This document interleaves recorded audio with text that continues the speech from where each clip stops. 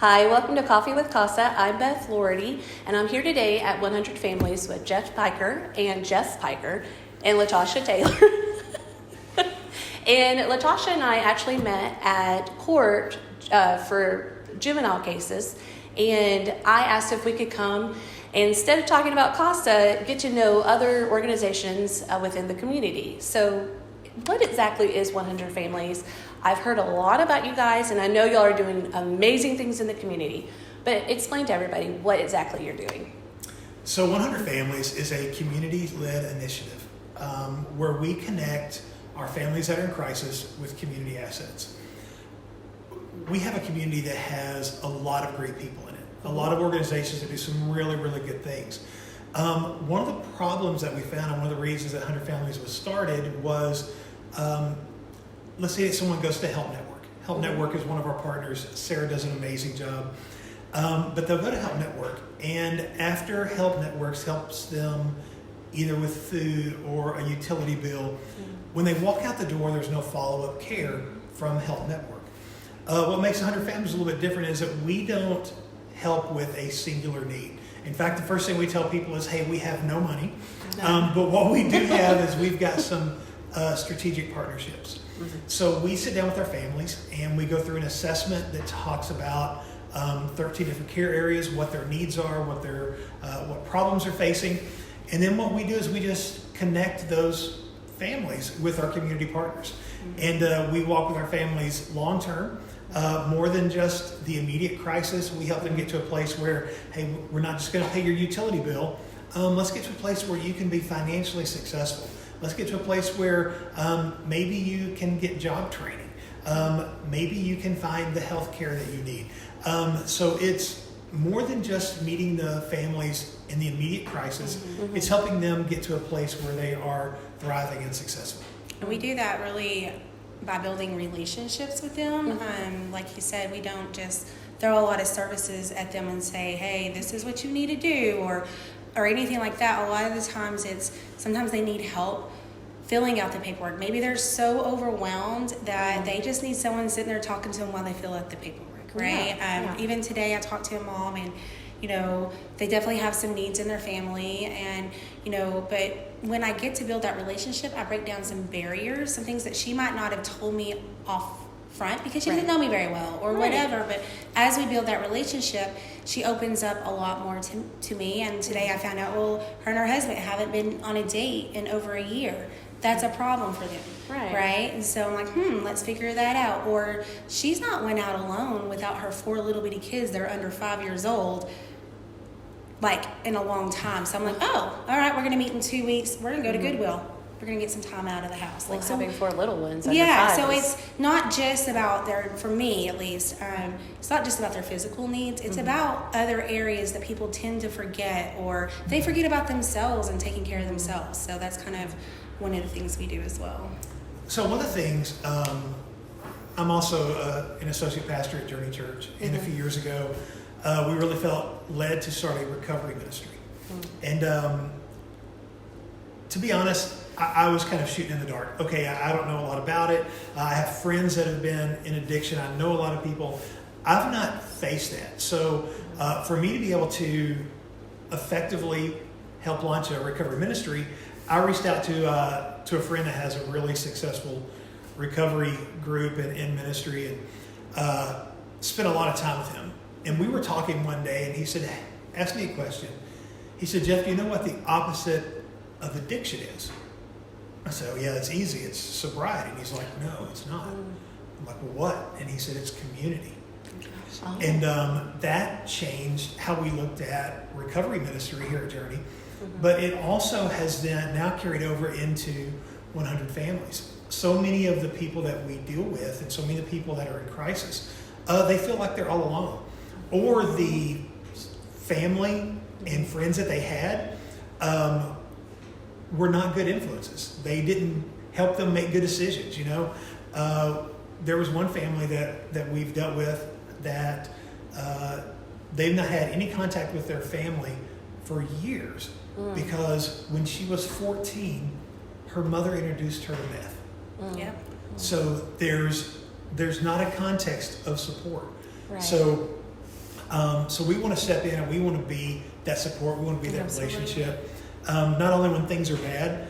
Now it's really cool that we have a lot of families that when they get a job or when their kid starts to walk or do those kind of things, we're the people that they call. And so we encourage when they need encouraged. We celebrate when they need celebrated. And sometimes we give them a little push when they need it too. And some hard truths. Sometimes a lot of people that I work with got so bogged down with stuff that all they see is this tunnel vision. That's all they know. They've been knowing for a long time. And sitting down and, really getting to know them and kind of getting an insight into their life. There's some hard truths that we tell too. Hey, nothing changes if nothing changes. So let's consider something else. We look at every which way possible for folks to be successful. And my successful may not look like they're successful, and I'm okay with that. So a lot of times when I work with people, I'm like, well, where do you dream at? What does successful look like to you? Because again, mine can be completely opposite than someone else's. So I always kind of take that pretense out, and I also do resource from my own lived experience. I was a person that many years ago went through lots of these crazy situations that folks go to. I just got blessed in many ways, honestly. But when I was going through the throes of it, I did not have anyone there supporting me, not holding my hand saying, hey, Tasha, you're making a dumb decision, or hey, Tasha, have you considered this? Did you know this was even an option? No idea. And I just want to show up for those folks in that space like no one else showed up for me. I know that's the drive for my work. I know for other folks that we work with the same as well, So we're in it for the crying, the laughing, oh my God, congratulations, we've been working so hard. All of it, every bit of it. And everything in between. And celebrating success. I love that you said that because that's so important. Oftentimes we get bogged down with just checking off the boxes. And it's really important to celebrate those little milestones, and it's just encouragement. You did mention, well, when we say community, I know I mentioned DHS and being in court, but you don't have to have a court case to receive services. So I just wanted to make sure I clarified that. So we do help a lot of families that have DHS involvement. A lot of those families might not have an open case, but we have a great relationship with the investigators with DHS. And a lot of times they'll just send us a text or they'll call and go, hey, we met a mom or we met a family, and we don't need to step in, but they really need some help. So we help those families. We also work with not only family court, but district court and probation, parole people that have been incarcerated and are trying to make some different decisions, different choices. And again, a lot of those people have to just totally break away from what they knew before. Absolutely. So we're there to help those families also. And families that walk in off the street, if someone says, hey, I need help, we don't turn anyone away. I mean, they don't even have to be families, we support everyone in their growth and their wellness. Right. That's fantastic. I also know that y'all are taking the lead in the initiative of Every Child Arkansas. Can you tell us a little bit about that? Absolutely. So for those who may not know, Every Child Arkansas is the governor's initiative to revamp the foster care system. DHS, some of our dearest friends are DHS caseworkers. They do an amazing job, but they are so overwhelmed. Very. So one thing that the governor wants to do is wants to look at other third-party groups to be able to recruit foster parents. So Every Child Arkansas focuses on three things: recruitment of foster parents, the retention of current foster parents, and the reunification. Reunification is where we really step in with 100 families. We work really hard with that. Here in Polk County, we've got a couple of different working groups that are working on, how do we recruit foster parents? And we're working real hard on that. We also have a group that's working on the retention. We've got great foster parents. Hey, let's make sure we keep them. What do we need to do for those families?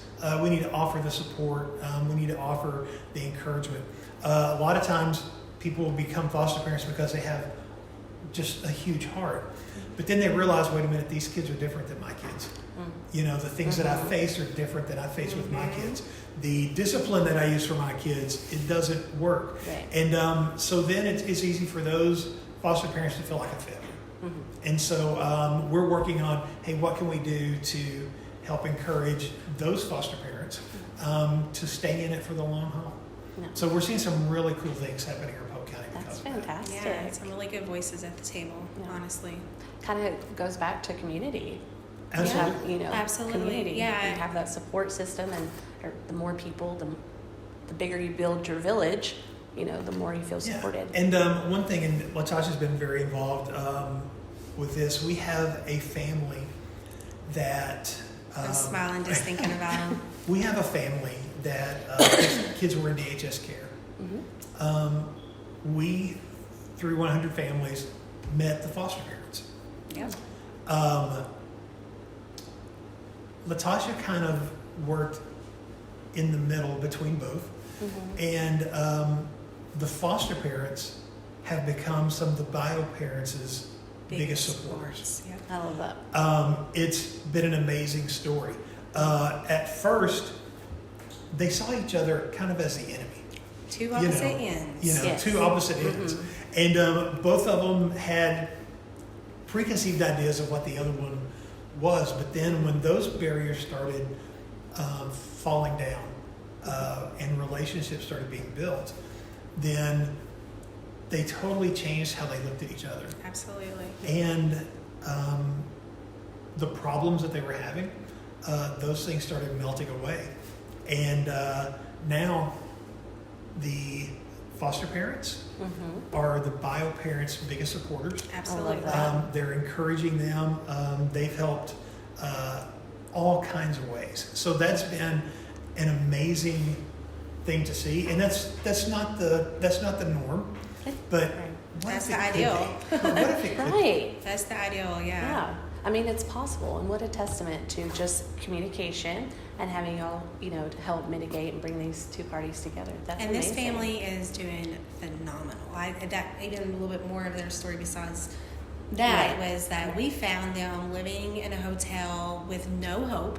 They did not know what to do. They were just spinning their wheels, people, places, things, all that stuff, and we were able to get them into a place in our transition home through Rust Bus. They were able to take care of all kinds of legal stuff, all kinds of everything that they were supposed to be doing. Got connected to resources. Dad got hired onto a temporary agency, got hired full-time to his job, right? We were able to find them a place to live. I mean, literally, this is what we do. We got in the car one day, driving all over town to all these rental places.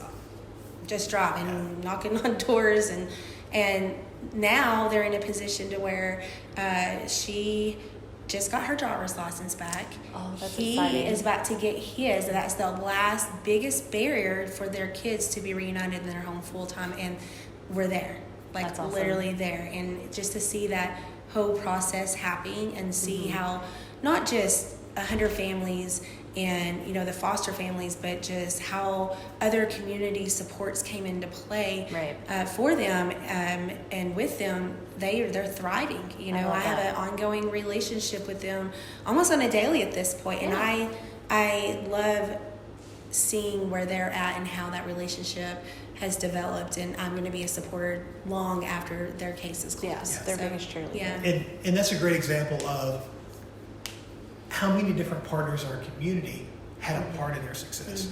Right. Everything from Rust Bus to DHS to there were recovery ministries or people at driver control. I mean, you Churches. name it. Yeah, churches everywhere. And it really does, you know, take a village. It really does. But when our impact when we work collectively is not just, it's not an addition, it's a multiplication. We're able to do so much more together than any of us could do individually. And that's the cool thing about 100 Families. We see that on a daily basis. Yeah. That's powerful. And are you only in Polk County? Because I know you're across the state. So if any individuals needed to, you know, use your services, come here, go on. You can Google it, or is Restore Hope AR, right? Mm-hmm.